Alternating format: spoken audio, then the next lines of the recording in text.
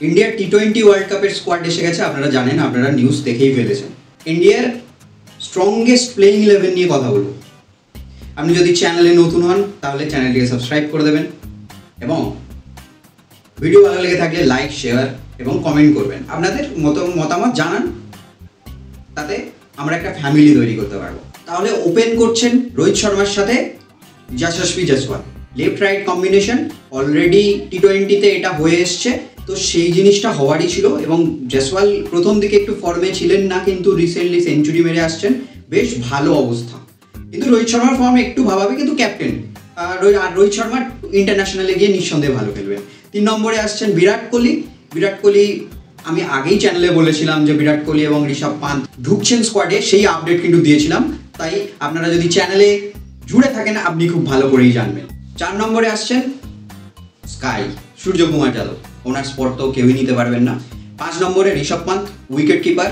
First option Sanju Samson backup হিসেবে আসছেন। Sanju Samson সব ম্যাচে চান্স পাবেন না, হতেও পারে সঞ্জু স্যামসনকে কোনো ম্যাচেই চান্স নিতে হলো, একমাত্র ওপেনিং ছাড়া সঞ্জু স্যামসনের চান্স কিন্তু খুব কম দেখছি playing 11-এ।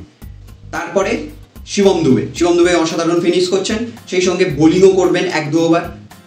Hardik Pandya vice captain, all rounder. 4 নম্বরে আসছেন রবীন্দ্র জাদেজা অলরাউন্ডার, আপনারা ওনার জায়গা তো কেউই নিতে পারে না। 4 নম্বরে কুলদীপ যাদব।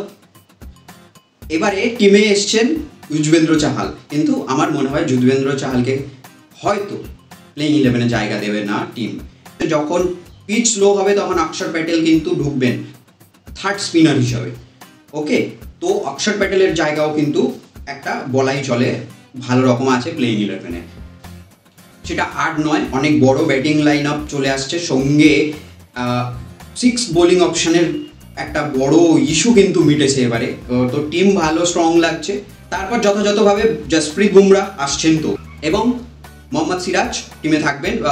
তবে সিরাজ নাকি আর্শদীপ সিং সেটা নিয়ে একটা ডাউট থাকবে, কারণ আর্শদীপ সিং কিন্তু লেফটি সিমার আর সিরাজের রিসেন্ট ফর্ম ভালো নয়, তো সেইখানে একটা মতবিরোধ থাকবে। সেখানে টিম পিচ বুঝে, অপোনেন্ট টিমের ব্যাটসম্যান বুঝে দুজনের মধ্যে সাফেল করবে। বেশি চান্স কিন্তু আর্শদীপের সঙ্গেই যাবে, কারণ আর্শদীপ একজন লেফটি সিমার কিন্তু বেশি এফেক্টিভ হয় টি20-তে, সেইটা একটা বড় ম্যাটার করবে।